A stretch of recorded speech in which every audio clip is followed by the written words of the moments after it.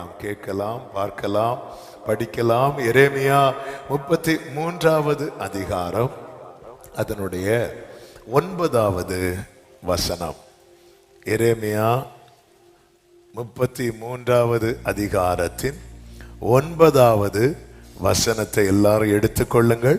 இப்பொழுது நாம் சத்தத்தை உயர்த்தி இந்த வார்த்தையை வாசிக்க போகிறோம். எல்லாரும் எடுத்துட்டீங்களா? ஓகே. ஒருவேளை யாராவது பைபிள் கொண்டு வரல அப்படின்னா நீங்கள் ஸ்க்ரீனில் பார்த்து படிக்கலாம். ஆனால் பைபிள் எல்லாரும் வச்சுக்கோங்க. ஒருவேளை உங்ககிட்ட பைபிள் இல்லை அப்படின்னா நீங்கள் ஆஃபீஸில் கேட்டிங்கன்னா உங்களுக்கு ஃப்ரீயாகவே பைபிள் கொடுப்பாங்க, பைபிள் இல்லாதவர்களுக்கு. நாமே அதனால எல்லார்ட்டையும் பைபிள் இருக்கணும். கர்த்தர் உங்களை ஆசீர்வதிப்பாராக. எல்லாரும் சேர்ந்து வாசிக்கலாமா? நான் அவர்களுக்கு செய்யும் நன்மையை எல்லாம் கேட்க போகிற பூமியின் எல்லா ஜாதிகளுக்கு முன்பாக அது எனக்கு மகிழ்ச்சியுள்ள கீர்த்தியும் புகழ்ச்சியுமாய் மகிமையுமாய் இருக்கும். நான் அவர்களுக்கு அருளி செய்யும் எல்லா நன்மை நிமித்தமும் எல்லா சமாதானத்தின் நிமித்தமும் இவர்கள் பயந்து நடுங்குவார்கள் என்று இஸ்ரவேலின் தேவனாகிய கர்த்தர் சொல்லுகிறார். கரங்களை உயர்த்தி சத்தமா ஆமென். நான் அவர்களுக்கு அருளி செய்யும் நன்மையை எல்லாம் கேட்க போகிற பூமியின் எல்லா ஜாதிகளுக்கு முன்பாக அது எனக்கு மகிழ்ச்சியுள்ள கீர்த்தியாயும் புகழ்ச்சியாயும் மகிமையாயும் இருக்கும் என்று கர்த்தர் சொல்லுகிறார். நான் அவர்களுக்கு அருளி செய்யும். ஆமென், ஹல்லேலூயா. எனக்கு நன்மை, அவருக்கு மகிமை. எல்லாரும் உங்க வலது கரத்தை உயர்த்தி சத்தமா இந்த வார்த்தையை சொல்ல போறோம். எனக்கு நன்மை, அவருக்கு மகிமை. ஒரு விஷயம் கூட சொல்லுங்க பார்க்கலாம். எனக்கு நன்மை, அவருக்கு மகிமை. இன்னும் ஒரு விஷயம் கூட சத்தமாய், எனக்கு நன்மை, அவருக்கு மகிமை. சத்தமா ஆமென் சொல்லுங்க பார்க்கலாம். அதாவது என் வாழ்க்கையில ஒரு காரியத்தை செய்யறது நிமித்தம் அவர் மகிழுகிறார், அவர் புகழப்படுகிறார், அவர் மகிமைப்படுகிறார்.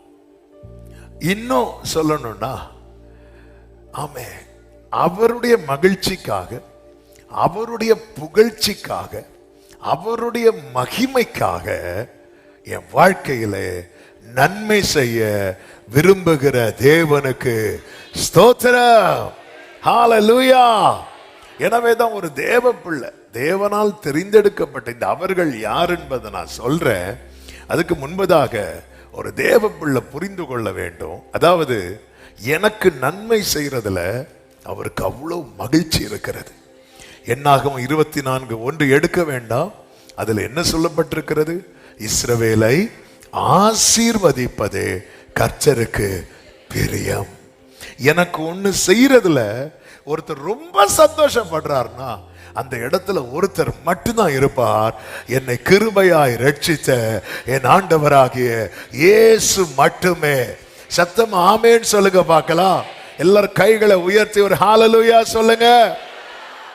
நல்ல கவனமாய் கேட்கும்படி அன்புடன் கேட்டுக்கொள்ளுகிறேன். ஆமென். இந்த அவர்கள் யார்? ஆண்டவர் எரேமியா தீர்க்கதரிசியை தெரிந்தெடுக்கிறார். எரேமியா தீர்க்கதரிசியை தெரிந்தெடுத்து அவருடைய வாயாயிருந்து செயல்படுகிற நிலையிலே அவனை வைக்கிறார். எரேமியாவை தெரிந்தெடுத்ததின் நோக்கமே என்ன அப்படின்னா, சபையிலே நீ தீர்க்க தரிசனம் சொல்லணும். ஆராதிக்க வர்றவங்க, ஆராதனை நடத்துறவங்க, ஆசாரியர்களுக்கு, லேவியர்களுக்கு, சபையில இருக்கிறவர்களுக்கு நீ என்ன பண்ணணும் அப்படின்னா தீர்க்க தரிசனத்தை அவருடையவர்களுக்கு. ஆமென். எரேமியா 2வது அதிகாரம் அதனுடைய 4வது வசனத்திலே சொல்லப்பட்டிருக்கிறது. யாக்கோபின் குடும்பத்தாரே, இஸ்ரவேல் குடும்பத்தின் வம்சங்களே, நீங்கள் எல்லாரும் கர்த்தருடைய வார்த்தையை கேளுங்கள் என்று சொல்லப்பட்டிருக்கிறது. அப்போ கர்த்தர் அவர் என்ன கட்டளையிடுறாரோ அதை சொல்றது தெரிந்தெடுக்கிறார். நீங்க 1வது அதிகாரம் படிக்கும் போது தெரியும். இந்த எரேமியா யார் அப்படின்னா, எரேமியா ஆசாரியனுடைய மகன், இல்கியாவின் குமாரன். ஆசாரியனுடைய மகன். இவனை கர்த்தர் எப்படி தெரிந்தெடுப்பார்னா தீர்க்கதரிசியாய் தெரிந்தெடுப்பார். 1:5 சொல்றார், நீ கற்பத்திலிருந்து வெளிப்படும் முன்னே நான் உன்னை எப்படி தெரிந்தெடுத்தேன் தெரியுமா? தீர்க்கதரிசியாக கட்டளையிட்டேன் அப்படிங்கிறார். இப்ப எரேமியா சொல்றாரு, நான் சிறு பிள்ளை ஆண்டவரே, நான் பேச அறிய ஆண்டவரே அப்படி சொல்றார். அவர் சிறு பிள்ளை பேச அறியன்னு சொன்னது அவர் கை குழந்தையா இருந்ததுனால கிடையாது. அவர் வளர்ந்த முறை வேற, அவன் மேல இருக்கிற அழைப்பு வேற. இதை நான் சொல்லிட்டு சொல்லும் போது உங்களுக்கு கொஞ்சம் அந்த வார்த்தைக்குள்ள டிராவல் பண்ண ஈஸியா இருக்கும். எல்லாரும் நல்லா கவனிங்க. அவன் வளர்ந்த முறை வேற. அவன் ஆசாரி, ஒரு பாஸ்டருடைய பையனா அவன் வளர்றான். ஆனா அவன் மேல இருக்கிற அழைப்பு வந்து தீர்க்க தரிசியான அழைப்பு. இன்னைக்கு இருக்கிறது மாதிரி கிடையாது. இன்னைக்கு எல்லாமே ஒரே ஆள் தான். அவன் யார் கேட்டாலும் திடீர்னு இந்த பக்கம் திரும்பினா அப்போஸ்தலர், இந்த பக்கம் திரும்பினா தீர்க்கதரிசி, ஃப்ரெண்ட்ல போனா பாஸ்டர், என்ன வேணாலும் எந்த பட்டம் கொடுத்தாலும் நாங்க வாங்கி வச்சுப்போம். கொஞ்சம் விட்டா பிஷப் ரேஞ்சுக்கு தூக்கிடுவாங்க, எந்த பட்டம் கொடுத்தாலும். ஆனா அன்னைக்கு எல்லாம் அப்படி கிடையாது. ஆசாரிய ஊழியம் வேற, தீர்க்க தரிசன ஊழியம் வேற. ஆசாரிய ஊழியம்னா அதுக்குன்னு ஒரு ஒழுங்கு இருக்கிறது, அதன் அடிப்படையில் அவங்க செய்வாங்க. தீர்க்க தரிசன ஊழியம் இருக்கு தெரியுமா, டோட்டலா டிஃப்ரெண்ட். நீங்க படிச்சீங்கன்னா அதெல்லாம் வந்து பாருங்க, எசேக்கியேல்கிட்ட சொல்லுவாரு, நீ ஒன்று பண்ணு, ஒரு பெரிய ஷார்ப்பான கத்தி எடுத்து உன் தலையையும் உன் தாடியையும் மொட்டையாக்கிட்டு போ அப்படிம்பாரு. மொட்டையாக்கிட்டு அந்த முடிய 3 பங்கா பிரிச்சு எரி, அது ஒவ்வொரு அடையாளம். ஏசாயாட்ட சொல்லுவாரு, ஏசாயாவே நீ ஒன்று பண்ணு, அரைக்கட்டை கழட்டிட்டு பாதரட்சியை கழட்டிட்டு நிர்வாணியா போ அப்படிம்பார். ஏசாயா நிர்வாணியா நடப்பார். ஏசாயா யார் தெரியுமா? தீர்க்கதரிசி. எதுக்கு ஆண்டவர் இப்படி நடத்துறீங்க? அசிரியாவை நான் இதே போல வெறுங்காலாய் நடக்க வைப்பேன், அதுக்கு நானா கிடைச்ச ஆண்டவரே. ஆமென். தீர்க்க தரிசன மினிஸ்ட்ரி வந்து சாதாரணமானது கிடையாது. ஹல்லேலூயா. ஓசியாட்ட சொல்லுவாரு, ஓசியாவே நான் உன்னை தீர்க்க தரிசியா தெரிந்தெடுத்தேன். ஓகே ஆண்டவர், நான் என்ன ஆண்டவரை பண்ணணும்? நீ போய் ஒரு சோர ஸ்திரீயை, ஒரு பாவம் பண்ணி விபச்சாரம் பண்ணி கொண்டிருக்கிற ஸ்திரீயை போய் சேர்ந்துக்கொள், அதுக்கு பிறக்கிற குழந்தைக்கு இப்படி ஒரு பேருவை. இவரும் போய் அவன் கோமேர் தானே, கோமேரை கட்டுவார்.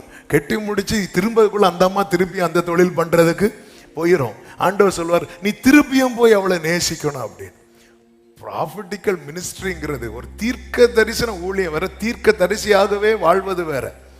இந்த லைன் வந்து யாருக்கு தெரியும் அப்படின்னா எரேமியாவுக்கு தெரியும். எரேமியா வந்து தீர்க்க தரிசிகளின் புத்திரன் கிடையாது.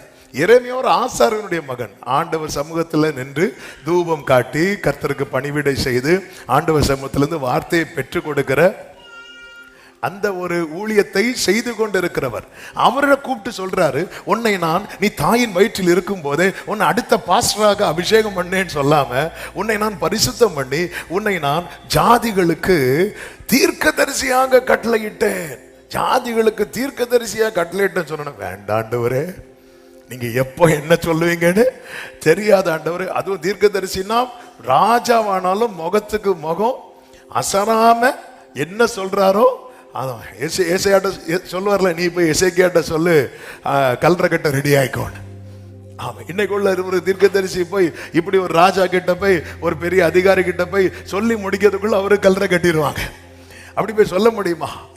எலியா போய் சொல்றார், நேரா போய் ஆகாவுக்கு முன்னாடி, இங்க பாரு, என் வாக்கின்படி அன்றி மழை பெய்யாது, அவ்வளவுதான்.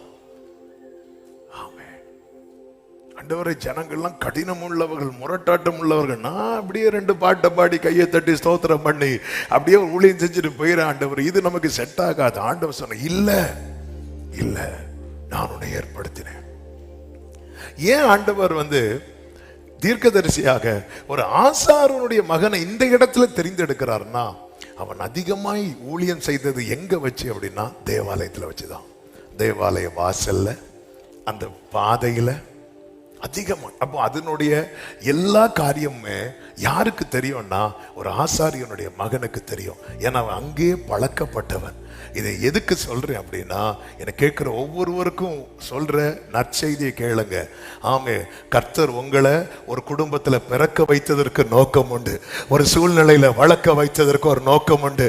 ஆமேன். இன்னைக்கு வரைக்கும் நம்ம வாழ்க்கையில கர்த்தர் ஒரு தப்பு கூட செய்யவே இல்லை.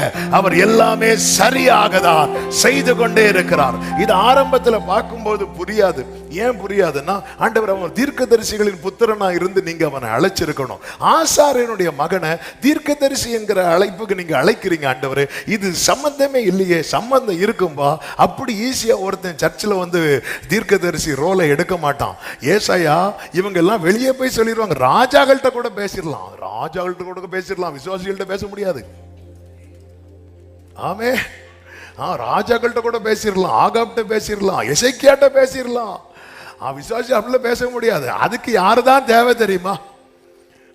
இதே பார்த்து சின்ன வயசுலயே 4 தட்டும் எல்லாம் கிடைச்சி ஒருத்தன் வளர, அவனுக்கு தான் ஆண்டவர். என்னைக்குமே புரிஞ்சுக்கோங்க, இந்த வேர்டை ஆவியானவர் தரும்போது என் மனசு சொன்ன முதல் வார்த்தை, என் வாழ்க்கையில நீங்க ஒரு தப்பும் பண்ணல. இந்த எத்தனை பேருக்கு இந்த வார்த்தையை சொல்ல முடியும்? அவங்க மட்டும் உங்க வலது கரத்தை உயர்த்தி சொல்லுங்க, ஆண்டவரே என் வாழ்க்கையில நீங்க ஒரு தப்புமே பண்ணல ஆண்டவரே. சொல்ல முடியுதா? ஹல்லேலூயா.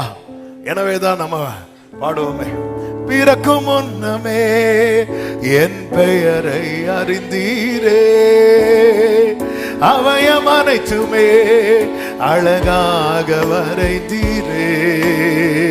பிறக்கும் முன்னமே என் பெயரை அறிந்தீரே, அவயம் அனைத்துமே.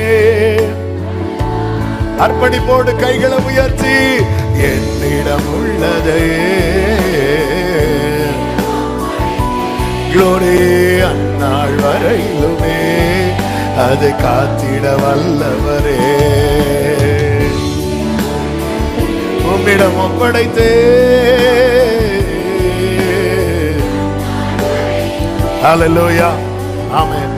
என்னைக்குமே சொல்றேன், என்னை ஆண்டவர் இந்த குடும்பத்தில் பிறக்க வச்சுங்க, என்னை ஆண்டவர் இப்படி வச்சிருக்க சொல்லிடாதீங்க. ஆமென். அதாவது அவர் யோசனையில் பெரியவர், அடுத்து செயல்களில் வல்லவர். அதன் அர்த்தம் என்னன்னா, அவர் யோசிக்காம எதுவுமே செய்ய மாட்டார். ரொம்ப யோசிச்சுதான் நம்மளை உருவாக்கி இருக்கிறார். எந்த குடும்பத்தில் பிறக்கணும்? இருக்கிறவன் எவனும் தோன்றும் முன்னமே பெயரிடப்பட்டிருக்கிறான். நம் அவயவங்களில் ஒன்றாகிலும் உருவாகும் முன்னமே அதையெல்லாம் அவர் தம்முடைய புத்தகத்தில் பார்த்து தான் எழுதி. ஆமென். ஹல்லேலூயா. கர்த்தருக்கு மகிமை உண்டாவதாக. ஆமென். நம்பர்ஸ் அதிகம் ஆயிட்டுன்னு வைங்களேன், ஒவ்வொரு தலைக்கும் நம்பர் போடுவாங்க. ஆமென். மோசே கிட்ட ஆண்டவர் சொல்லுவார், நீ 20 வயசுக்கு மேல உள்ளவங்களை என்ன செய்து எண்ணு. அப்ப எண்ணும் போது எப்படி எண்ணுவா தெரியுமா? 1, 10, 20. 20ன்னு காட்டுறது யார தெரியுமா? ஒரு ஆள. 100ன்னு காட்டுறது யார தெரியுமா? 100 முகமதியா? இல்ல, ஒரு ஆள. 100, 100 நம்பர். மனுஷனுக்கு அதுக்கு மேல முடியாது. நம்பர், அதாவது ஜாஸ்தி ஆயிட்டுன்னா அதுக்கப்புறம் நம்பர்ஸ் தான். ஆமென். அவர் நட்சத்திரங்களை கூட பெயரிட்டு அழைக்கிற கர்த்தர். கரங்களை தட்டி ஆண்டவருக்கு ஹல்லேலூயா. அவர் நட்சத்திரங்களை கூட நல்ல கையை தட்டி தேவனை மயப்படுத்தலாம். அப்படியே இருக்கக்கூடாது, இருந்தா ஹாப்பியா இருக்கும். ஆமென். ஹல்லேலூயா. அதுவும் ஃப்ரெண்ட்ல இருக்கிறவங்க ரொம்ப ஆக்டிவா இருக்கணும். ஆமென். கர்த்தர் நல்லவர். ஹல்லேலூயா. சிலர் இருக்காங்க பாருங்க, அந்த கொட்டாவி விடுவாங்க பாருங்க, நமக்கு அதுவரை நமக்கு தூக்கமே வராது.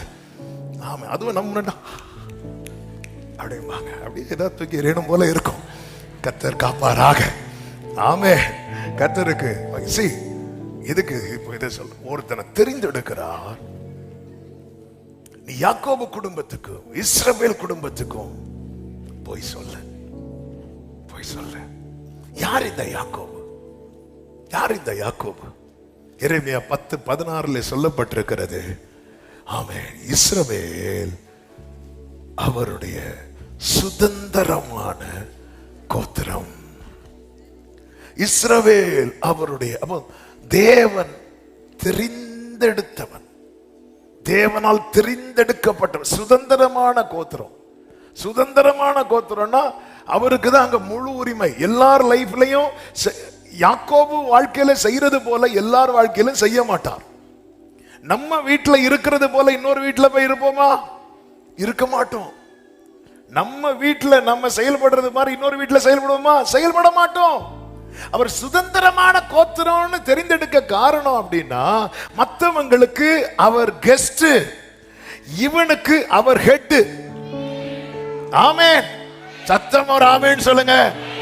மற்றவங்களுக்கு ஜீசஸ் கெஸ்ட், ஆனா யாக்கோபுக்கு அவர்தான் ஹெட். ஆமா, எனக்கு அவர் கெஸ்டா இருக்க கூடாது, எனக்கு அவர் ஹெட்டா இருக்கணும்னு சொல்றவங்க நல்ல கைய தட்டி ஆமென் சொல்லுங்க பாக்கலாம். ஆமென். ஆனா இன்னைக்கு ஜீசஸ் எல்லாம் கெஸ்டா தான் கூடுறாங்க. பரிசேயனாகிய சீமோனுக்கு இயேசு ஒரு கெஸ்ட். ஆமென். ஹல்லேலூயா. ஆனா பேதுருவுக்கு அவர் தான் ஹெட். ஆமென். கப்பர்நகும் வீட்டுல கூரையை பிரிக்கிறாங்க. அது யார் வீடுன்னு மென்ஷன் பண்ணப்படலை. ஆனால் பைபிள் ஸ்காலர்ஸ் எல்லாம் சொல்கிறாங்க அது பேதுரு வீடாக இருக்கிறதுக்கு நிறைய சான்ஸ் இருக்குது அப்படின்னு சொல்கிறாங்க. ஆமாம், பைபிள் இல்லாதது நம்ம அழுத்தி சொல்ல முடியாது. ஆனால் அந்த வீட்டில் கூரையை பிரிக்கும் போது வெயிட் பண்ண ஓனர்கிட்ட கேட்கலாம், ஒன்றும் கிடையாது. அங்கே யார் இருக்கிறா தெரியுமா? ஜீசஸ் இருக்கிறார். பேதுரு போட்டில் யாரி உக்காந்துட்டு, யாரி உட்காருது வர அவர் கெஸ்ட்டு, உட்காந்ததுக்கப்புறம் அவர் தான் ஹெட்டு. என் லைஃப்ல ஜீசஸ் யாரா இருக்கிறார் பாருங்க. என்னை அவர் தெரிந்தெடுத்து இருக்கிறார். நான் தேவனால் தெரிந்தெடுக்கப்பட்டவனுக்கு நிச்சயம் உள்ளவங்க மட்டும் கையை உயர்த்தி சத்தமா ஒரு ஆமென் சொல்லுங்க பார்க்கலாம். எஸ்.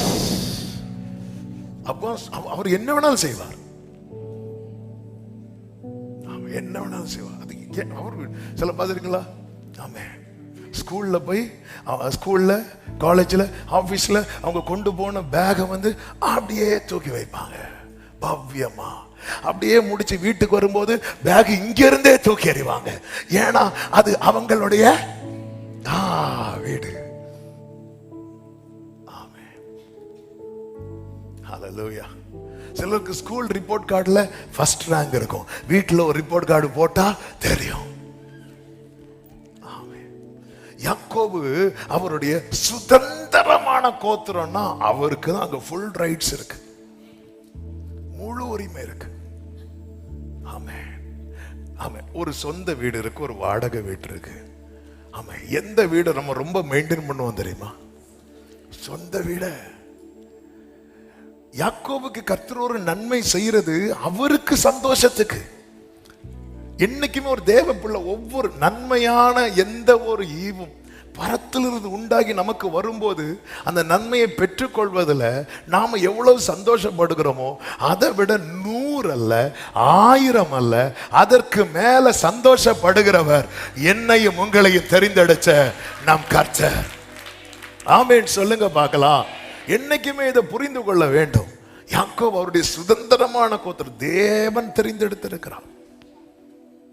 அதனாலதான் நீங்க ரொம்ப ஆச்சரியமா இருக்கும். ஆபிரகாம கர்த்தர் தெரிந்தெடுத்தார், அமலேக்கு கர்த்தர் கெஸ்ட். அமலேக்கு வீட்டுல பிள்ளை கிடையாது, ஆபிரகாம் வீட்லயும் பிள்ளை கிடையாது. ஆமா, அமலேக்கு வீட்டுல கெஸ்டா வர்றதுக்கு காரணமே ஆபிரகாம் வந்தனால. சில சில சில வீட்டுக்கு விருந்துக்கு போயிருப்பாங்க, அவங்க ஒரு ஃபங்க்ஷனுக்கு போவாங்க, இவங்களையும் கூட்டிட்டு போவாங்க. அப்ப கேட்பாங்க, இவங்க யார்? இவங்க எங்க கெஸ்ட், எங்க ரிலேட்டிவ். உண்மையிலேயே அமலேக்கு வீட்டுல, அபிமலேக்கு வீட்டுல ஆண்டவர் கெஸ்டா போனதுக்கு ரீசனே யார் தெரியுமா? ஆபிரகாம். ஆபிரகாம் போகும்போதே சிஸ்டர் அப்படின்னா யார? சாராள சிஸ்டர். உடனே அபிமலேக்கு சிஸ்டரை கூட்டிட்டு போறார் மதர் ஆக்குறதுக்கு.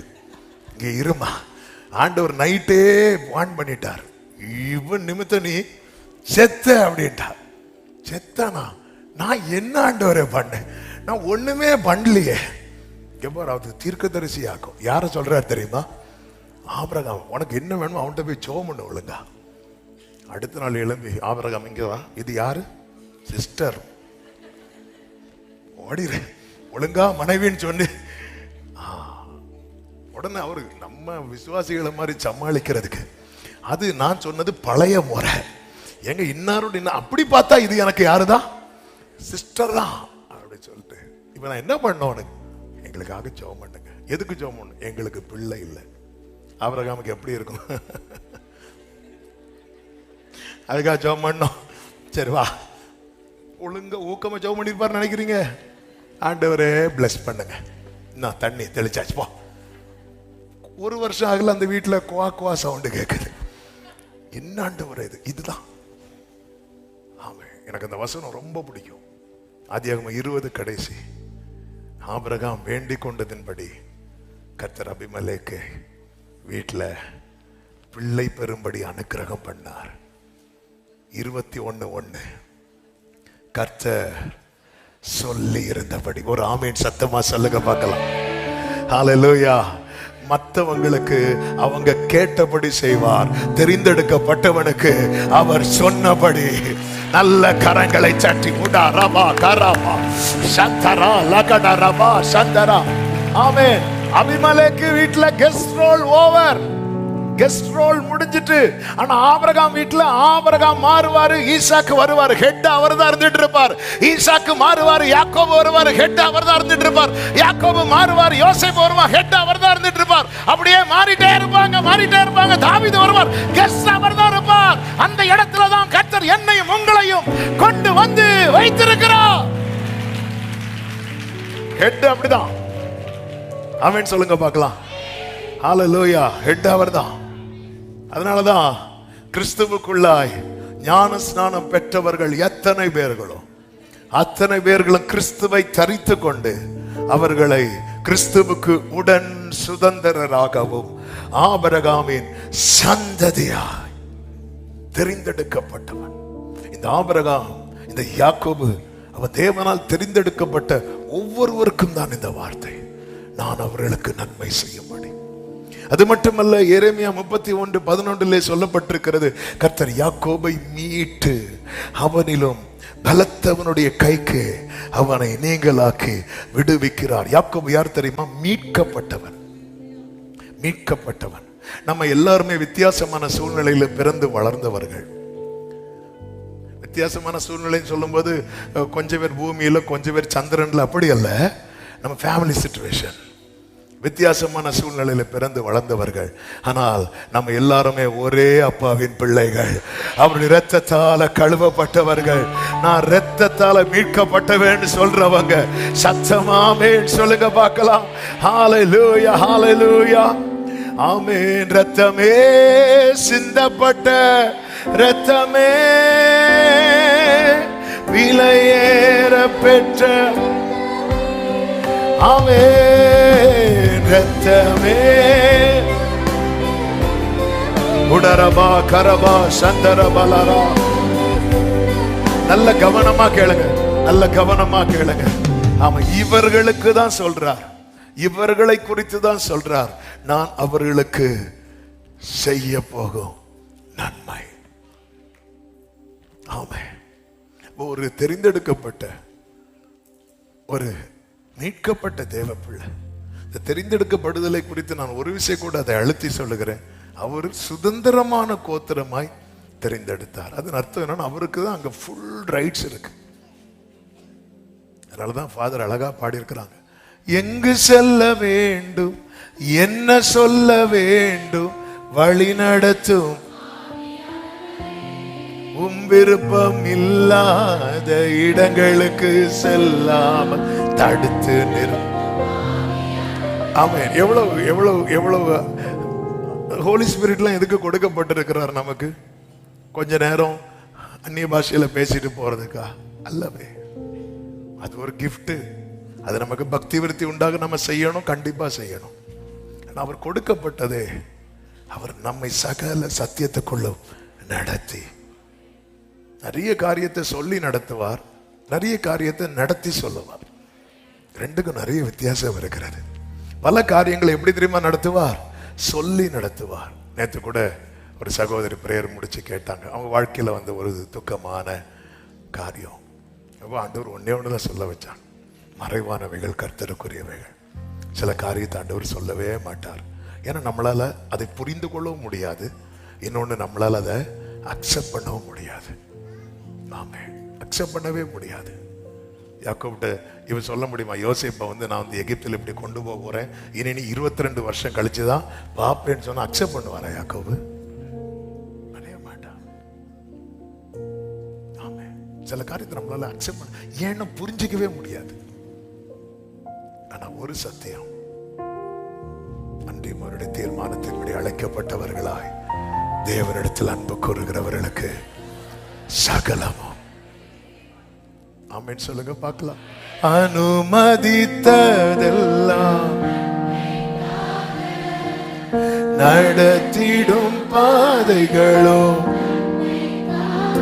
ஆமென் அனுமதித்ததெல்லாம்.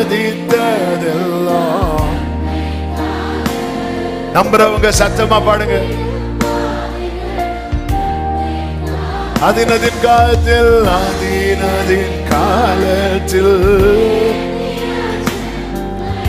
எனக்கான யாவும் செய்து முடிப்பே.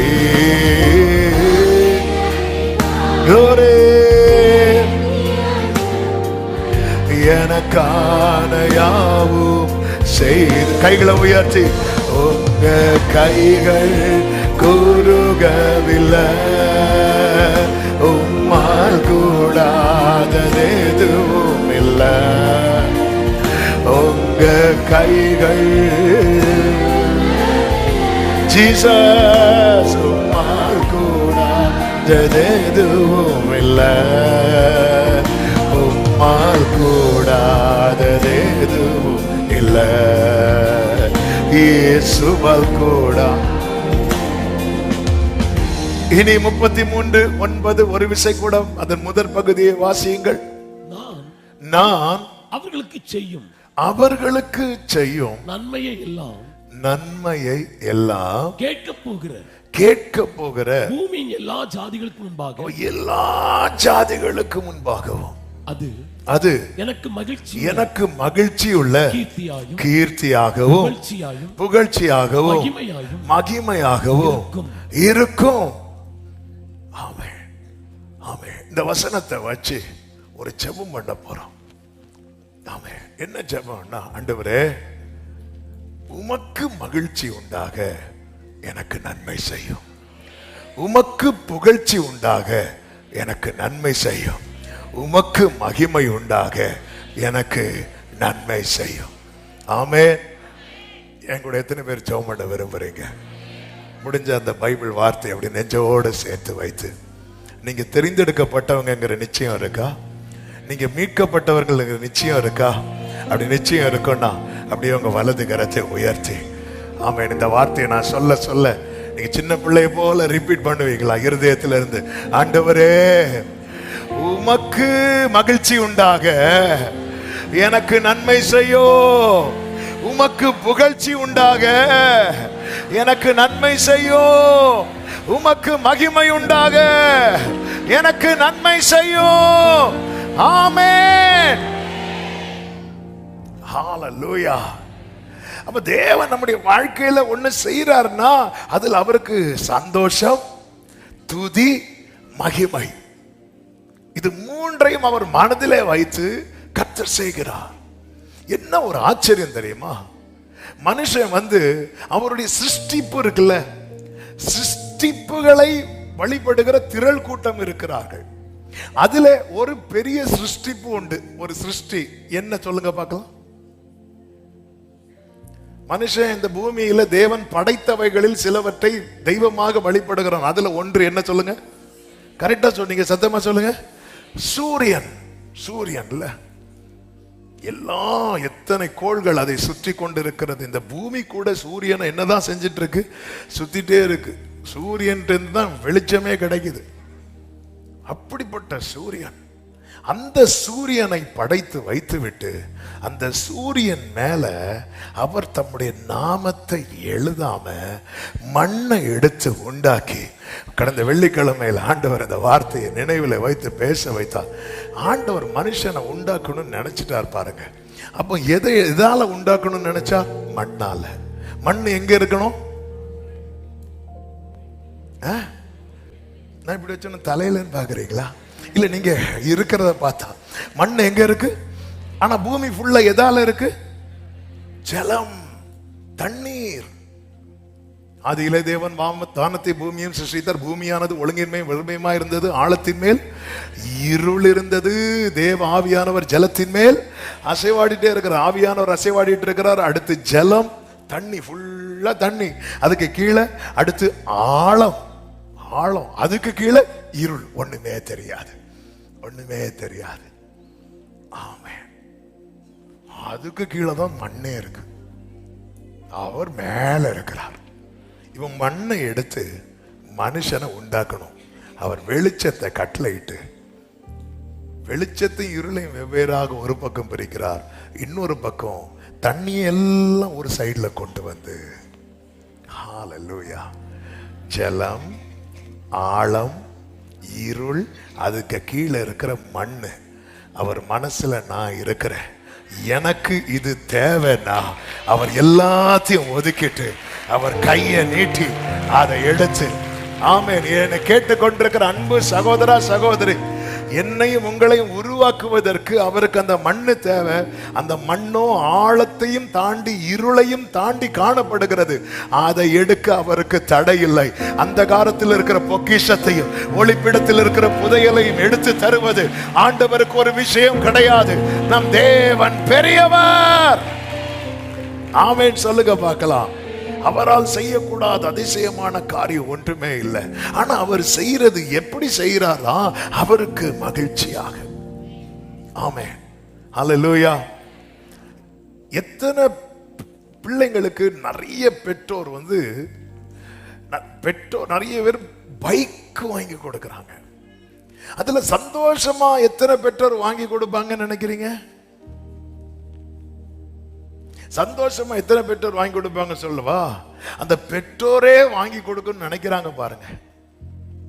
அந்த பெற்றோர் பிள்ளைகளுக்கு சந்தோஷமா வாங்கி கொடுப்பாங்க. ஆனா சில பிள்ளைங்களுக்கு வாங்கி கொடுத்துட்டு, அதாவது எனக்கு ஒரு நன்மை செய்ததுல அவருக்கு அவ்வளவு சந்தோஷமா இருக்கணும். ஆமே. இப்ப டேவிட் பையன், அவனுக்கு 4 வயசு 5 வயசு. அவன் டேவிட்ட கேட்கிறான், அப்பா எனக்கு ஒரு பைக் வாங்கி கொடுங்க. வாங்கி கொடுப்பார், வாங்கி கொடுக்க மாட்டாரா? வாங்கி கொடுப்பார். அது பேட்டரியா இழுத்து விடதான் 2வது. ஆமென். டேவிட் நினைச்சா பெரிய பைக் வாங்கி கொடுக்கலாம், ஆனா வாங்க மாட்டார். ஆனா ஒரு சின்ன இப்போ ஒரு டாய் வாங்கி கொடுத்தா அதுல சந்தோஷம். ஆமென். அது அப்பா நான் கேட்கிறேன் இல்லாமா? இல்ல இல்ல இல்ல, அவர் செய்யறதுல அவருக்கு ஒரு சந்தோஷம் வரணும். ஆமென். அவருக்கு ஒரு சந்தோஷம். சிலர்லாம் பைக் அப்படி போங்க. ஒரு சகோதரர் உண்டு, இருக்கிறாரான்னு தெரியல. அவர் சொன்னார், பாஸ்டர் அடம் பிடிச்சு வாங்கி கொடுத்துட்டேன், இப்போ எனக்கு பாதி நாள் வேலைக்கே போறது இல்லை. ஏன்? நான் இந்த ஒரு குறிப்பிட்ட ஜங்ஷன்ல நிற்பேன், இவன் எப்படி போறான்னு பாக்குறதுக்கு. ஒரு வாட்டி நின்னேன் பாஸ்டர், இப்படி திரும்பி பாக்குறதுக்குள்ள ஏதோ ஒண்ணு இப்படி போச்சு, பார்த்தா என் பையன். சிலெல்லாம் பைக்கு வரும்போது அப்படி பிரேயருக்கு கொண்டு வருவாங்க பாருங்க, அப்படி பவ்யமா 40ல தான் வருவான். ஜோமணி முடிச்சதும் அப்படி 60ல போவான். ஒரு 3 மாசம் ஆனது 100ல போவான், அப்புறம் 108ல போவான். நான் ஸ்பீடு சொன்னேன். ஆமா, அப்படி நமக்கு ஒரு நன்மை செய்யறதுல நமக்கு சந்தோஷம் இருக்கணும், செய்யறவங்களுக்கு சந்தோஷம் இருக்கணும். அப்படி சந்தோஷப்படணும்னா அவர் சில காரியத்துல செய்யறார். அதாவது எனக்கு ஒரு நன்மை செஞ்சு அவர் துக்கப்படுறாருன்னா, இந்த இஸ்ரவேலருக்கு கர்த்தர் என்ன செய்யறார் அப்படின்னா, இந்த எரேமியாவை கூப்பிட்டு ஃபோர்ஸ் பண்ணி அவனை அப்படியே டியூன் பண்ணி அப்படி பேசி நான் இருக்கிறேன்டா வா அப்படின்னு கூப்பிட்டு பேசிட்டு அவனும் சரின்ட்டான்.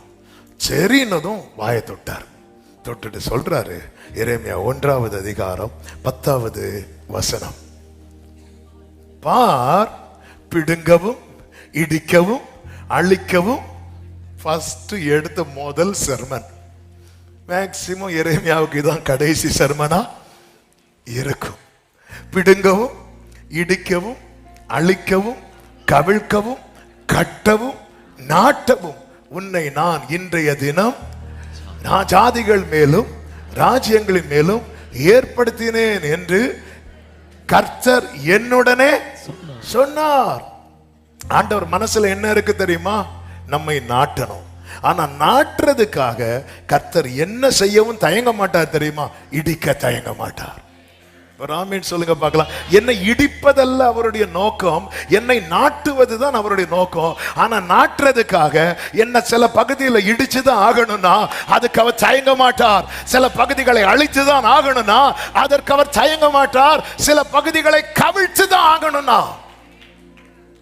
ஆமென். எரேமியா 2வது அதிகாரம் அதனுடைய 5வது வசனத்தை 7வது வசனத்தை வாசியுங்கள்.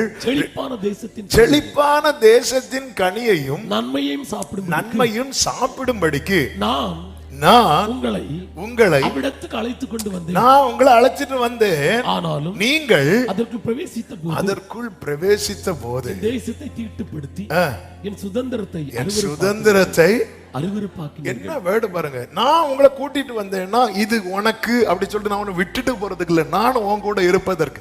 ஆனா உனக்கு ஒரு நன்மை கிடைச்சதும் உன் சுபாவம் மாறிச்சு பாரு. சிலர் அப்படிதாங்க, கொஞ்சம் நிமிந்துட்டாங்கன்னு வைங்களேன். ஒண்ணு வேண்டாம். பேதுரு ஆசையா பேதுரு கையில ஒரு கீயை கொடுக்கிறார். பேதுரு சொல்றாரு, ஆண்டவரே நீர் உன்னதமான தேவனுடைய குமாரனாகிய கிறிஸ்து அப்படின்னு சொன்னதும், என்னடா பரலோகத்தின் கீயை நீ வச்சுக்கோ சொல்லிட்டு அடுத்து ஆண்டவர் சொல்றார், மனுஷகுமாரன் ஒப்பு கொடுக்கப்படுவார், அடிக்கப்படுவார் அப்படின்னு சொல்லி முடிச்சதும் பேதுரு, இங்க வாங்க, இதெல்லாம் உங்களுக்கு. அதாவது இவர் என்ன நினைச்சிட்டாருன்னா, இன்னும் இயேசு பரலோகத்துக்கு போனாலும் கீயாட்ட தான் இருக்கு. நாம இருந்திருந்தா அந்த கீயை தான் வாங்கிருப்போம். அவரானால வாங்கல. ஆமே. சிலருக்கு சிலது கிடைக்கிறது வர. ஆமே. ஹல்லேலூயா. ஆமே. நான் உன்னை கூட்டிட்டு வந்துட்டேன். ஆனா நீ என்ன பண்ணிட்ட தெரியுமா? நான் உனக்கு தரும்போது அந்த தர்ற நாள் மட்டும் எனக்கு ஒரு சந்தோஷம் இருந்துச்சு.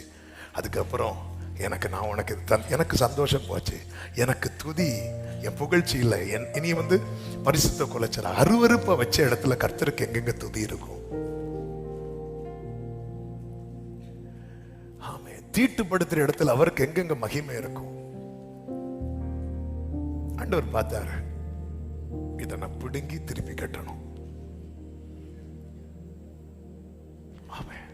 பார், பிடுங்கவும் இடிக்கவும்.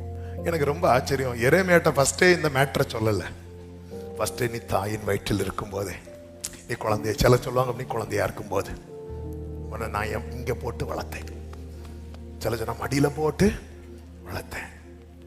ஆண்டவர் அப்படியே பவ்யமா பேசி பேசி பேசி ஓகே ஆண்டவரே வந்துட்டு. எப்பவுமே புரிஞ்சுக்குவாங்க, ஆண்டவருடைய அழைப்பு இருக்குல்ல, நான் வெளிப்படுறதுக்கு முன்னாடி அவர் சைன் பண்ணிடுவார். ஆனா நான் என்னைக்கு சைன் பண்றேனோ அன்னையில இருந்து தான் அது அப்ளை ஆகும். என்ன சைன் பண்ண வச்சிருவார், நம்மள வச்சிருவார். பேசி பேசி பார்ப்பாரு. கமாலியல் பார்த்து கீழே இருந்து பேசி பார்த்தாரு, வைக்கல. தமஸ்கு போற வழியில தள்ளி விட்டார். ஆமே ஆமே. நல்ல வார்த்தை கேட்கும் போது ஒழுங்கா சைன் பண்ணிட்டு போயிருங்க. இவர் என்ன சைன் சொல்றாரு? ஏதாவது அவர் வச்சிருக்கிறார். தாயின் வயிற்றில் தோண்டும் முன்னம் அவர் சைடு கிளியர் ஆயிட்டு. ஆண்டவரே நீங்க அழைச்சிங்க, ஏன் ஆண்டவர் பயன்படுத்த மாட்டீங்க? உன் சைடு கிளியர் இல்ல, நீ ஓகே சொல்லு. ஓகே சொல்லிட்டேன், ஓகே சொல்லிட்டேல்ல, இங்க வா பார், பிடுங்கவும் இடிக்கவும். இதுக்கு தான் நான் அப்பவே சொன்னேன். ஆமே. நீ அவர்களுக்கு பயப்பட வேண்டாம். ஆண்டவர் நான் போகவே இல்லை, நான் இன்னும் ஸ்டார்ட் பண்ணவே இல்ல. ஆமே. நான் அவங்க கூட இருப்பேன். அவங்க அவங்க முன்பாக அஞ்சாமல் இரு, பயப்படாமல் இரு. ஆண்டவர் இப்ப நீங்க சொல்றத பார்த்தாதான் எனக்கு பயமா இருக்கு.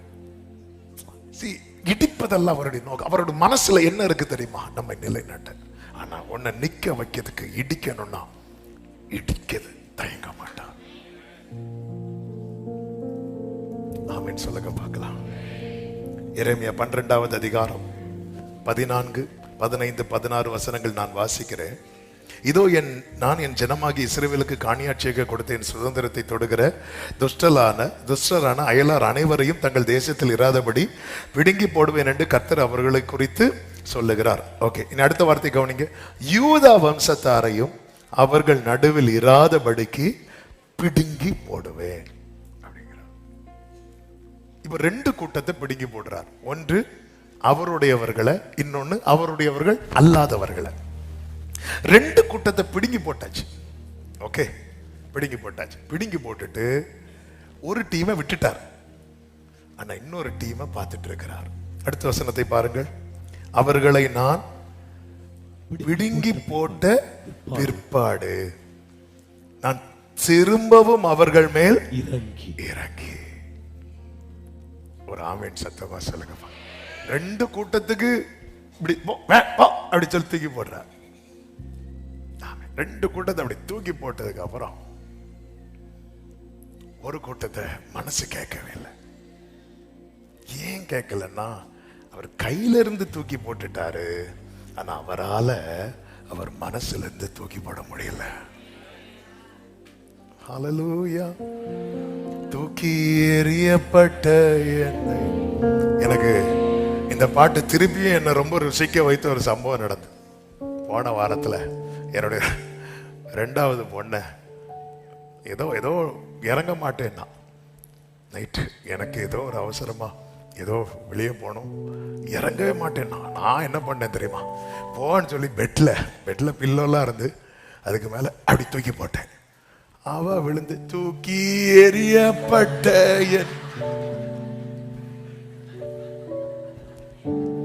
எனக்கு சிரிப்பா இருந்தாலும் நான் ஓடி போய் திருப்பி அவளை கரெக்ட் என்ன டைமே என்ன பண்ண போறாளா தெரியல, தூக்கி போட்டது அப்படி விழுந்து தூக்கி எறியப்பட்ட. இந்த பாட்டை அவ எப்ப படிச்சா? உடனே போய் நான் தூக்கிட்டேன். பொல்லாத தகப்பனுக்கு மனசு கேட்கலடா.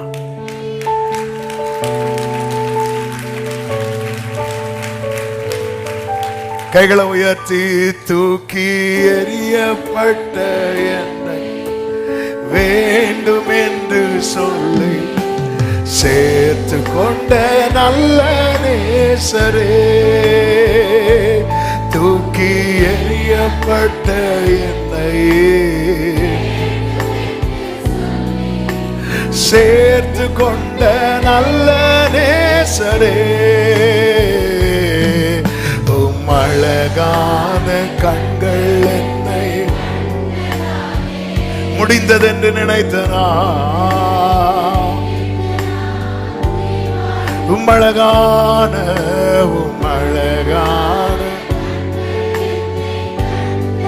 ஜீசஸ்.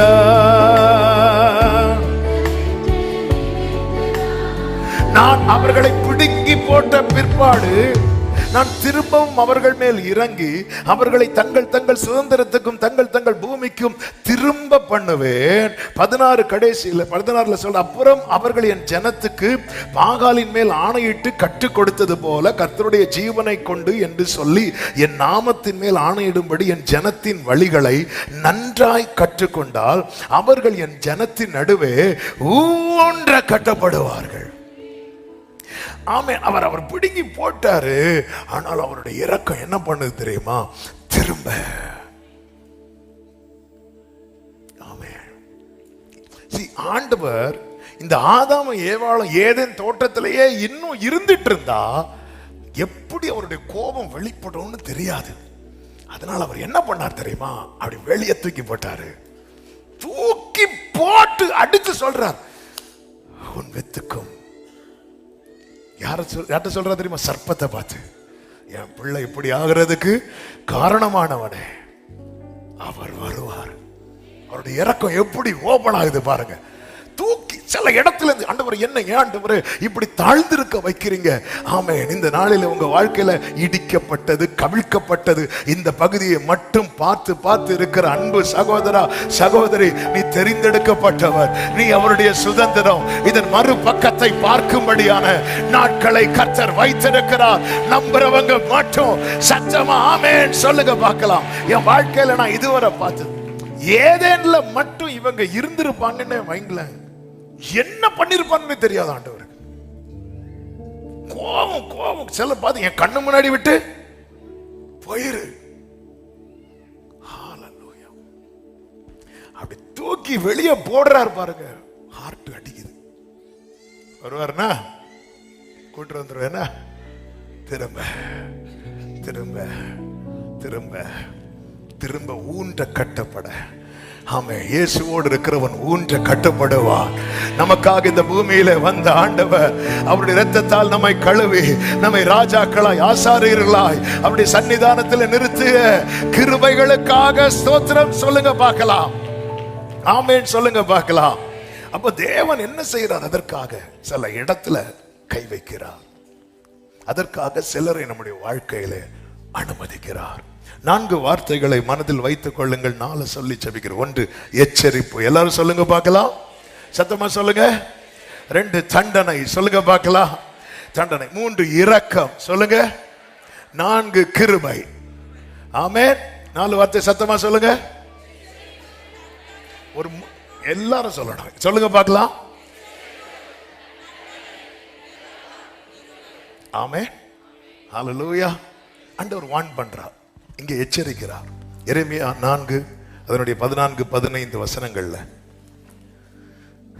15 தானிலிருந்து ஒரு சத்தம் வந்து செய்தியை அறிவிக்கிறது. எப்ராஹிமின் மலையிலிருந்து வந்து தீங்கை பிரசித்தம் பண்ணுகிறது. வார்னிங், வார்னிங் வருது, ஒரு தீங்கு வரப்போகுது. ஆமென்.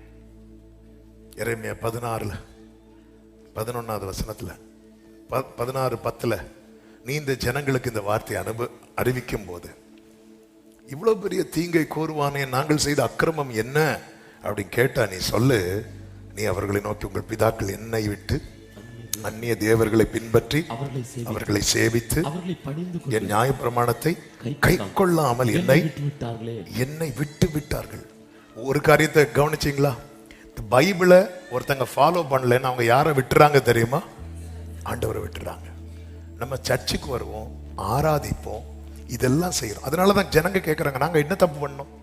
சர்ச்சுக்கு வரலையா, ஆராதிக்கலையா, காணிக்கை கொடுக்கலையா, கம்யூனியன் எடுக்கலையா, என்ன எல்லாம் பண்ணிட்டு இருக்கிறோமே. நீ வேதத்தை ஃபாலோ பண்றியா? வேதத்தை விட்டு விடுகிறவர்கள் கர்த்தரை விட்டு விடுகிறார்கள். வேதத்தை அசட்டை பண்ணுகிறவர்கள் கர்த்தரை அசட்டை பண்ணுகிறார்கள். வேதத்தை மறக்கிறவர்கள் கர்த்தரை மறக்கிறார்கள். வேதத்தை அந்நிய காரியமாய் எண்ணுகிறவர்கள் கர்த்தரை அந்நிய தெய்வமாய் பார்க்கிறார்கள். இதனுடைய மறுபக்கம், வேதத்தை இறுக பற்றி கொள்ளுகிறவர்கள் கர்த்தரை பற்றி கொள்ளுகிறார்கள். வேதத்தை நேசிக்கிறவர்கள் கர்த்தரை நேசிக்கிறார்கள். வேதத்தை சுமக்கிறவர்கள் கர்த்தரை தங்கள் இருதயத்திலே வைத்திருக்கிறார்கள். வேதத்தை வேதத்தை வேதத்தினிடத்துக்கு திரும்புகிறவர்கள் கர்த்தரிடத்துக்கு திரும்புகிறார்கள். வேதத்தை கனம் பண்ணுகிறவர்கள் கர்த்தரை கனம் பண்ணுகிறார்கள். என்னை கனம் பண்ணுகிறவனை நான் கனம் பண்ணுவேன், என்னை கனவீனம் பண்ணுகிறவனை நான் அசட்டை பண்ணுவேன் என்று கர்த்தர் சொல்லுகிறார். நீங்க எல்லாம் பண்றீங்கப்பா, அதாவது உதட்டுல என்ன துதிக்கிறீங்க, உள்ளத்துல நான் இல்லை. ஏன்னா நீங்க பைபிளுக்கும் உங்களுக்கு சம்பந்தமே இல்லை. இந்த வேதத்தை தூக்க மாத்திரையா மட்டும் யூஸ் பண்ணக்கூடாது. ஆமென். சில சொல்லுவாங்க பாருங்க, பாஸ்டர் வீட்டுல எல்லாம் தூக்கம் வராது பாஸ்டர், இந்த ஆல்நைட் பிரேயர் எப்போ பாஸ்டர் வைப்பீங்க? நாங்க இருக்கும்போது அப்படி எப்போ முடிஞ்சுன்னே தெரியாது, விடிஞ்சு போங்க.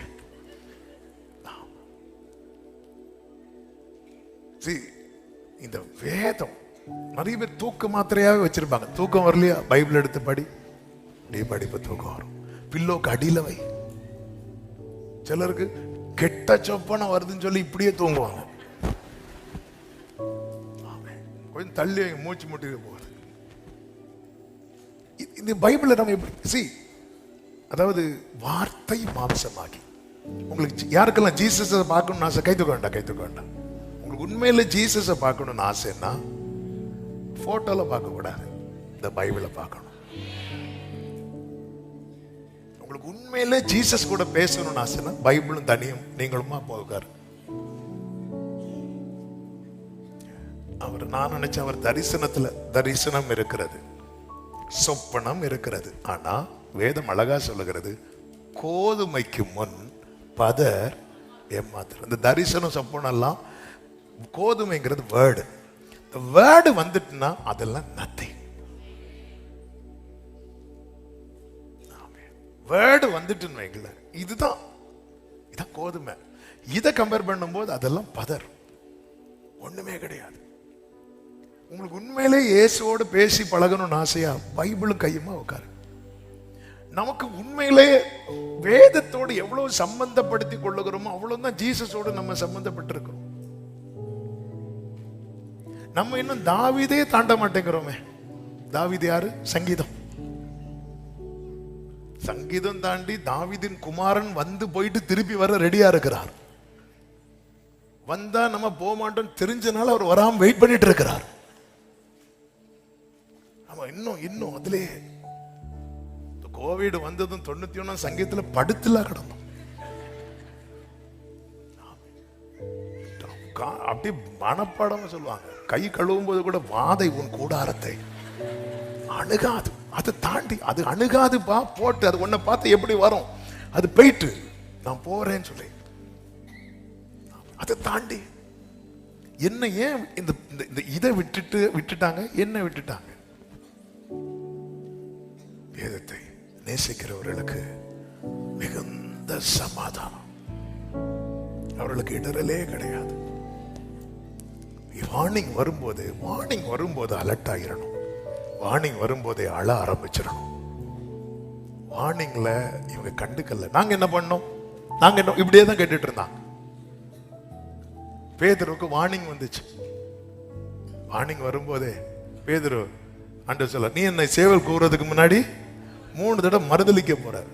உடனே பேதுரு கையை பிடிச்சு, ஆண்டவரே நீங்க இப்படி சொல்லலாமா ஆண்டவரே, இப்படி சொல்லாதீங்க ஆண்டவரே, இப்படி விட்டுறாதீங்க ஆண்டவரே. கேட்டாரா பேதுரு? இல்ல. நானா?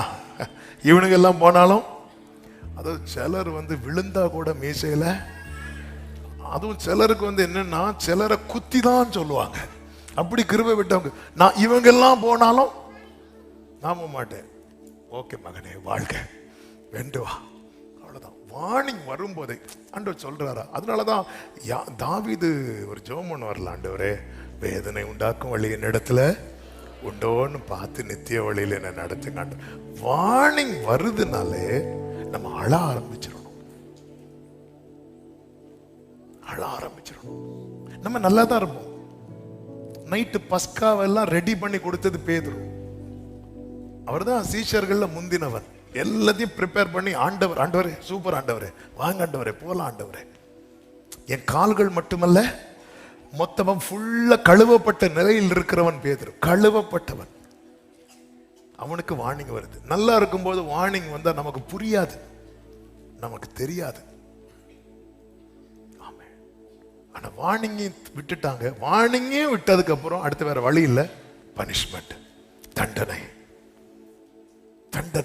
அந்த தண்டனை வந்த போது, ஆமே, எரேமியா 16வது அதிகாரம் 14வது அதிகாரம் அதனுடைய 2வது வசனம், யூதா துக்கிக்கிறது. 19வது வசனம், யூதாவை முற்றிலும் வெறுத்தீரோ, சீயோன் உம்முடைய ஆத்துமாவுக்கு அரோசிகமாயிற்றோ, நாங்கள் ஆரோக்கியம் அடையக்கூடாதபடி எங்களை ஏன் அடித்தீர்? சமாதானத்துக்கு காத்திருந்தோம், ஒரு நன்மையும் இல்லை. ஆரோக்கிய காலத்துக்கு காத்திருந்தோம், இதோ ஆபத்து. ஏசாயா 26:16 சொல்லப்பட்டிருக்கிறது, கர்த்தாவே நெருக்கத்தில் உம்மை தேடினார்கள், உம்முடைய தண்டனை அவர்கள் மேல் இருக்கையில் அந்த ரங்க வேண்டுதல் செய்தார்கள். ஒரு ஆமீன் சொல்லுங்க பார்க்கலாம். வார்னிங் வந்த போது விட்டுட்டாங்க, பனிஷ்மெண்ட் வந்த போது ஆண்டவர் நோக்கி கூப்பிடுறாங்க. ஆண்டவர் எனவேதான் சொல்லுகிறார் எரேமியா 9:7, நான் அவர்களை நொறுக்கி அவர்களை புடமிடுவேன் என்று சேனைகளின் கர்த்தர் சொல்லுகிறார். அடுத்த வார்த்தையை பாருங்கள். என் ஜனமாகிய குமாரத்தியை வேறு எந்த பிரகாரம் நடத்துவேன். இப்படி நடத்தினாதான் நான் நினைச்ச லெவலுக்கு என் மக வந்து நிப்பானா, என் மகன் வந்து நிப்பானா, நான் இப்படிதான் நடத்துவேன். அவர் ஒரேபடியா நிற்கிறார். அதான் யோபுவில் இருக்குல்ல, அவரோ வென்றால் ஒரே மனமா இருக்கிறார். அவரை திருப்பத்தக்கவன் யார்? ஏன் பிள்ளைப்பா, நான் இப்படிதான் நடத்துவேன். ஆமா, அது கெஸ்ட். அவங்க யாரோ கிடையாது, அபிமெலேக் அல்ல, இது ஆபிரகாம். என் சிநேகிதனான ஆபிரகாமின் சந்ததி. அபிமெலேக்கோட முடிஞ்சு அபிமெலேக்கு சந்ததி கிட்ட போய் நின்னார் ஆண்டவர் இல்ல, ஆனா ஆபிரகாம் சந்ததி கிட்ட வந்து நிற்கிறார். ஹல்லேலூயா. இன்னைக்கு நாம் அவருடைய சுதந்திரமா இருப்போம்னா நாளைக்கு நம்ம தலைமுறை கிட்ட வந்து கர்த்தர் நிற்பார். நீங்களே டிசைட் பண்ணுங்க, அபிமெலேக்கா இருக்கணுமா ஆபிரகாமா இருக்கணுமான்னு. அபிமெலேக்கா இருந்தா கெஸ்ட், அதோட முடிஞ்சது, அதோட முடிஞ்சது. ஆபிரகாமா இருந்தா ஹல்லேலூயா, பூமியின் கடையாந்திரத்திலேயே நாளைக்கு உங்க தலைமுறை போனாலும் கர்த்தர் அங்கிருந்து தூக்கி எடுத்து கொண்டு வருவார். சத்தமா ஆமென் சொல்லுங்க பார்க்கலாம். அதான் நான் வேற எப்படி நடத்துவேன்? என் ஜனமாகிய குமாரத்தியே, ஏதோ ஒரு குமாரத்தி கிடையாது, என் ஜனமாகிய குமாரத்தியே. அது என் டாட்டர், என் மகா, என் பிள்ளை. நான் வேற எப்படி நடத்துவேன்? நான் இப்படிதான் நடத்துவேன். உங்களுடைய தண்டனை அவர்கள் மேல் இருக்கையில் பாருங்க. ஆண்டவர் பேதுருக்கு வார்னிங் கொடுக்கிறாரு. பேதுரு அதை அசட்டை பண்ணிட்டு போய் தூங்குறாரு. அதுக்கப்புறம் வந்துச்சு பனிஷ்மெண்ட். போய் விழுந்துட்டார். விழுந்ததுக்கு அப்புறம் தள்ளி போய் உட்கார்ந்திருந்து மனம் கசந்து அழுதா. உடைத்தே உருவாக்கினே செஞ்சித்தே சீர்படுத்தினே புடமிட்டே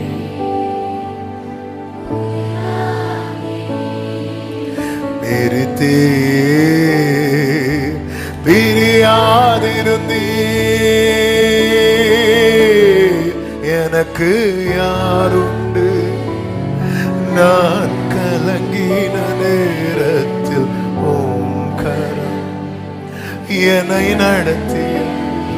அதாவது ஒரு சிக்ஷை வரும்போது, நீங்க பொதுவாக பாருங்க, நம்ம லைஃப்ல ஒரு அடி விழுந்துட்டுன்னு வைங்களேன், நம்ம அறியாம நம்மளே நம்மளை தாழ்த்தி உட்காந்துரும்.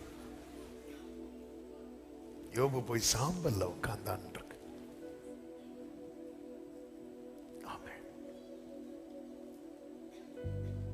சில நேரத்தில் நம்ம தாழ்த்த தயங்குறோம், நம்ம மறக்கிறோம்.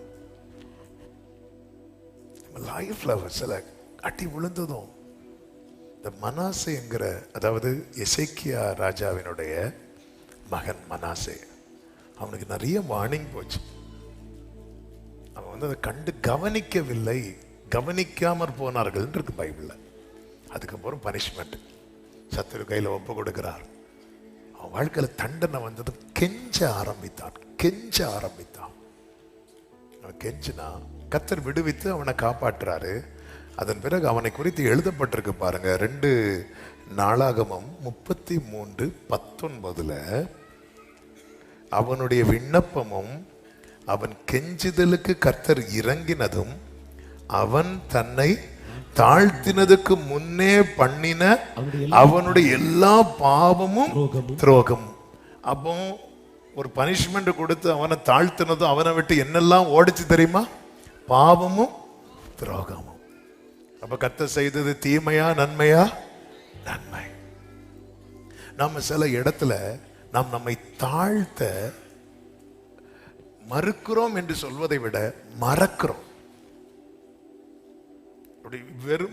அதாவது வேணும்னு யாரும் அந்த பெருமை கொள்ள மாட்டாங்க பாருங்க. நம்மை தாழ்த்த மறந்து பெருமை வரும்.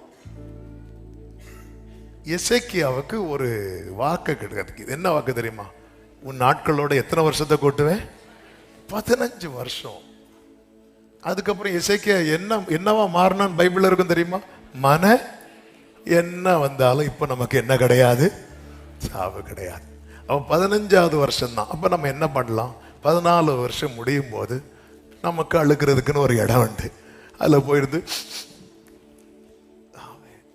see, இப்போ இன்னைக்கு எத்தனை பேர் கொடை எடுத்துட்டு வந்தீங்க? இல்ல, அதனால போகும்போது எடுத்துட்டு போயிடாதீங்க. நம்ம ஏன் எடுத்துட்டு வரல தெரியுமா? நமக்கு தெரியும் இப்ப என்ன இல்ல, மழை இல்லை. ஆனா இந்த மழை பெஞ்சு தெரியுமா, திடீர்னு பெய்யும் பெய்யாது. அப்ப நமக்கு டவுட் வரும். டவுட் வந்துன்னா நம்ம என்ன பண்ணுவோம் தெரியுமா? நாம் நம்மளை பாதுகாத்து கொண்டே இருப்போம். இப்ப நமக்கு அவ்வளவு நிச்சயம், இப்ப என்ன பெய்யாது, மழை பெய்யாது. அப்படி பெஞ்சாலும் இன்னொருத்தருக்கு கொடையாவது தூக்கிட்டு இப்ப நமக்கு நமக்கு ஒரு காரியத்துல இது இப்படிதான் தெரிஞ்சிட்டுன்னு வைங்கள, நம்ம அறியாமலே இந்த மனமேட்டிமை வந்துடும். இந்த மனாசே தன்னை தாழ்த்தினதுக்கு முன்பாக செய்த பாவமும் துரோகமும் தண்டனை அவர்கள் மேலிருக்கையில் அந்தரங்க வேண்டுதல் செய்தார்கள். பேதுரு அறியாத ஒரு பெருமை வந்து பிடிச்சிட்டு, அதனாலதான் இயேசு சொல்ல, இப்பொழுது நீ வரக்கூடாது. நான் ஏன் வரக்கூடாது? அதாவது பேதுரு வந்து எந்த லெவலுக்கு போயிட்டாருன்னா, உங்களுக்கு போக முடியும்னா எனக்கும் முடியும், உங்களுக்கு கடல்ல நிக்க முடியும்னா எனக்கும் முடியும். ஆண்டவர் சரி வா. சிலர் எப்படி, சிலர் பட்டாதா நான் யாரு போன நான் நான் நான் நான் நான் நான் சொல்லிட்டு இருந்தான்.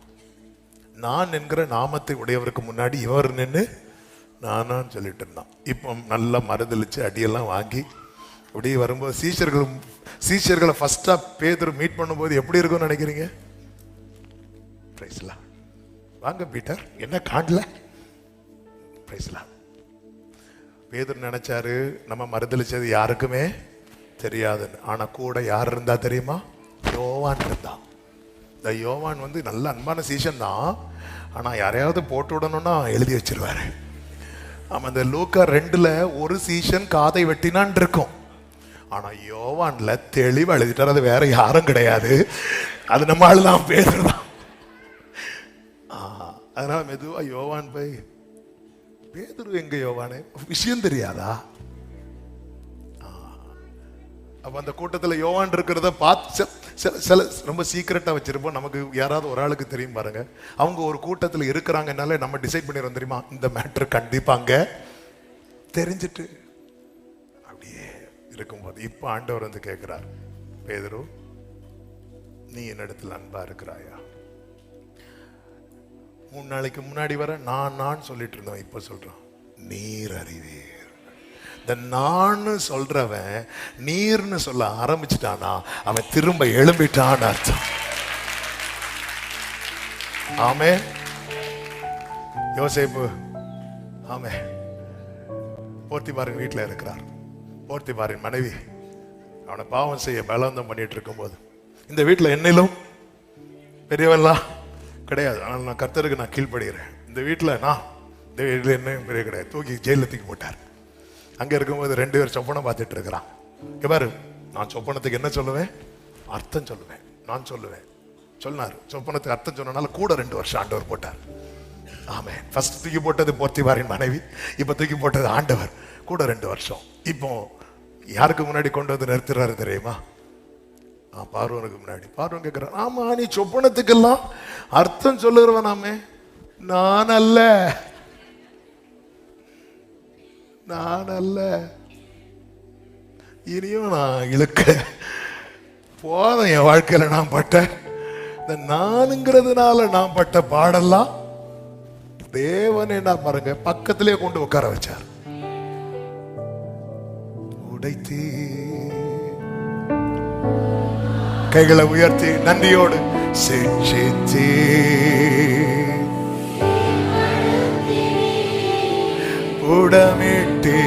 உடமிட்டீர் போதில்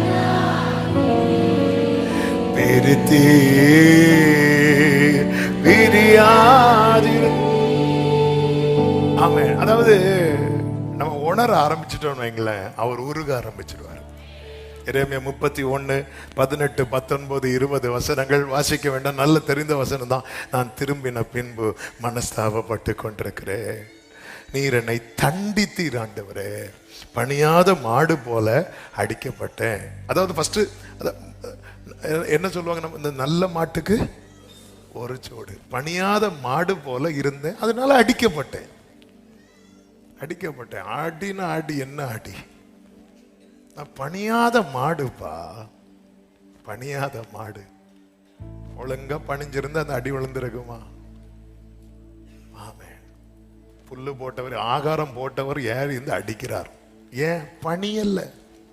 நான் பணியாத மாடு போல அடிக்கப்பட்டேன், என்னை திருப்புங்கப்பா, நான் தப்பு பண்ணிட்டேனப்பா அப்படி சொன்னது ஆண்டவர் சொல்றாரு. ஆமென். எப்ராஹிம் எனக்கு அருமையான குமாரன் அல்லவோ.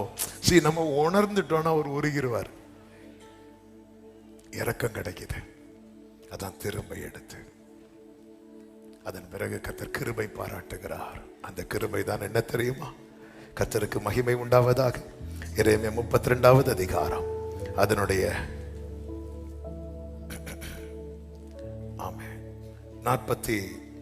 40 முதல் வாசியுங்கள்.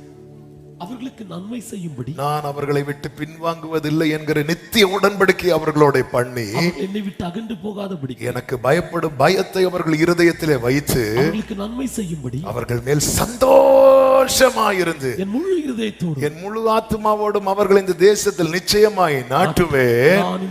ஜனத்தின் மேல் இந்த பெரிய தீங்கையெல்லாம் வரப்பண்ணினது போல அவர்களை குறித்து சொன்ன எல்லா நன்மையும் அவர்கள் மேல வர பண்ணுவேன். கரங்களை சட்டி ஆமென் சொல்லுங்க பார்க்கலாம்.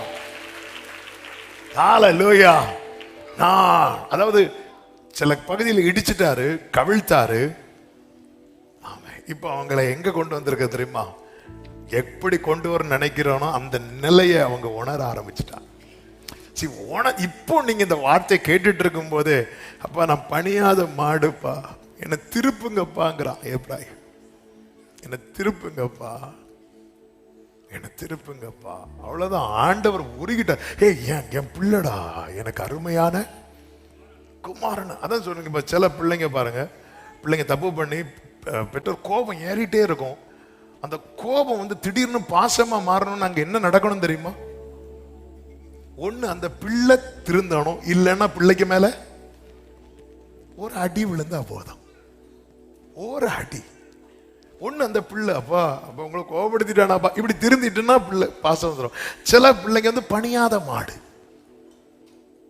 திடீர்னு கோத்துல டமான் அடிப்பாங்க பாருங்க. அடிச்சதும்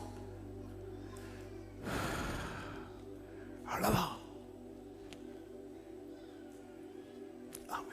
இரக்கம், அவருடைய இரக்கம், அவருடைய கிருபை. இரக்கம் என்ன, கிருபைன்னா என்ன தெரியுமா? இரக்கம் என்பது எனக்கு கிடைக்க தகுதி இருந்தும் எனக்கு கிடைக்காம போச்சு பாருங்க, அதுக்கு பேர் இரக்கம். கிருபை என்பது எனக்கு கிடைக்க தகுதி இல்லாத இருந்தும் எனக்கு கிடைச்சது பாருங்க, அதுக்கு பேர் கிருபை. இரக்கம்னா என்ன சொன்னேன்? எனக்கு கிடைக்க தகுதி இருந்தும் எனக்கு கிடைக்காம போச்சு பாருங்க, அதுக்கு பேர் என்னது? இரக்கம். புரியலையா? ரெண்டாவது புரிஞ்சுது. முதல்ல தான் கிருபை என்பது என்ன? எனக்கு கிடைக்க தகுதி இல்லாத இருந்தும் எனக்கு கிடைச்சது பாருங்க, அது கிருபை. இரக்கம்னா என்ன தெரியுமா? எனக்கு கிடைக்க தகுதி இருந்தும், என்ன கிடைக்க தகுதி இருந்தும்? பாவத்துக்கு தக்க தண்டனை கிடைக்க தகுதி இருந்தும், என் மீறுதலுக்கு தக்க தண்டனை கிடைக்க தகுதி இருந்தும், என் அக்கிரமத்துக்கு தக்க தண்டனை கிடைக்க தகுதி இருந்தும் அந்த தண்டனை கிடைக்காம காப்பாற்றுறாரு தெரியுமா? இதுக்கு பேரு இரக்கம். ஆமென். இரக்கம் பெற்றவங்க மட்டும் சத்தமா ஹல்லேலூயா. கிருபை என்பது என்ன தெரியுமா? எதற்குமே உதவா என்னையும் கண்டெடுத்தார் இயேசுவின் அன்பை நான் பிராகாரத்துல கூட நிற்க தகுதி இல்லாதிருந்தும் பரிசுத்த ஸ்தலத்திலே கொண்டு வந்து நிறுத்தி ராஜாக்களாய் ஆசாரியர்களாய் மாற்றி அழகு பார்க்கிறது கர்த்தருடைய கிருபை. அந்த கிருபையை பெற்ற தேவ பிள்ளைங்க ஆர்ப்பரிப்போடு ஆமென் சொல்லுங்க பார்க்கலாம். ஆமென். சிலர் எச்சரிப்பின் நிலையில இருக்கலாம், சிலர் தண்டிக்கப்பட்ட நிலையில இருக்கலாம். ஆனாலும் இரக்கம் பாராட்டி இன்னும் உயிரோட வச்சிருக்கிறது காரணம் என்ன தெரியுமா?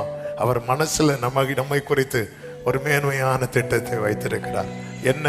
அவருக்கு மகிழ்ச்சியும், அவருக்கு புகழ்ச்சியும், அவருக்கு மகிமையும் உண்டாக என்னை உயர்த்துவது, ஆசீர்வதிப்பது. எல்லாரும் ஆமென் சொல்லுங்க பார்க்கலாம். ஆண்டவர் சமூகத்தில் அப்படியே அர்ப்பணிப்போடு, ஆண்டவரே ஆண்டவரே உம்முடைய சமூகத்தில் நான் என்னை தாழ்த்துகிறேன். என்னை குறித்து நீர் என்ன வைத்திருக்கிறீரோ அது நிறைவேறுவதாக. ஆண்டவரே, நீர் என்னை சுதந்திரமாய் தெரிந்தெடுத்தீரப்பா.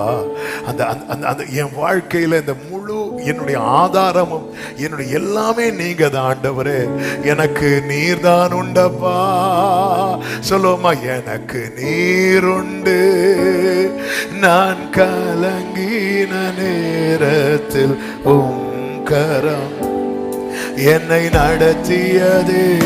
எனக்கு நீர் உண்டு.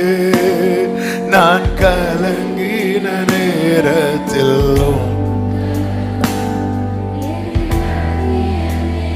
உடைத்தீர்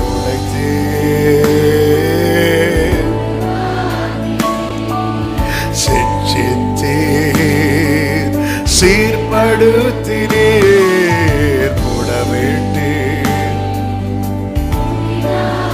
பிரித்தீர்.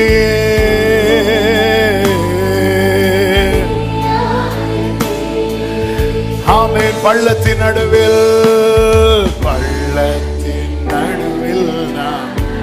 அச்சத்தின் உச்சத்தை பார்த்துட்டேன். அச்சத்தின் உச்சத்தை ஒளி இல்லாத இருளில் அப்பனே இயேசு இல்ல. பள்ளத்தின் நடுவில் பள்ளத்தில் நீங்க உணர்ந்துட்டீங்கன்னா அவர் உருக ஆரம்பிச்சிடுவா. ஆமென். ஒளி இல்ல இருளில் நான் நடந்தேன். இயேசு இல்ல. ரெண்டு கைகளை விரித்து உயர்த்தி உடைத்தேன். ஆமென். glory புடமிட்டீர், பிரித்தீர்.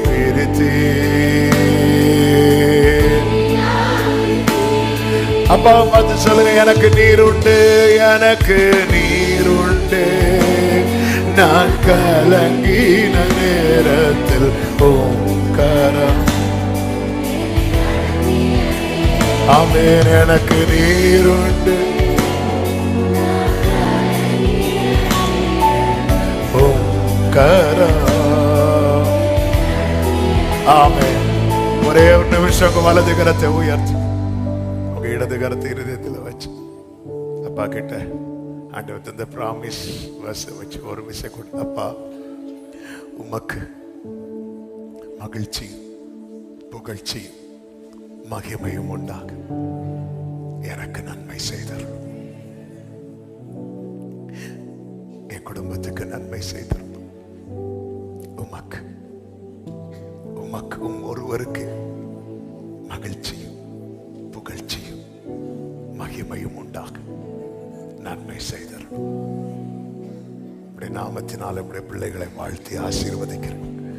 அப்படியே கர்த்தர் நன்மை செய்து எல்லாரும் அறியும்படிக்கு எல்லா கண்களுக்கு முன்பாக நம்முடைய பிள்ளைகளை மேன்மைப்படுத்தி நம்முடைய நாமத்தை இவர்கள் வாழ்க்கையிலே மகிமைப்படுத்தி அருளும். இந்த மாதம் ஒவ்வொருவருக்கும் நன்மையாய் ஆசீர்வாதமாய் இருக்க கிருபை செய்யும். எல்லா மகிமையும் மக்கு இயேசுவின் நாமத்தில் பிதாவே. ஆமென். ஆமென். God bless you.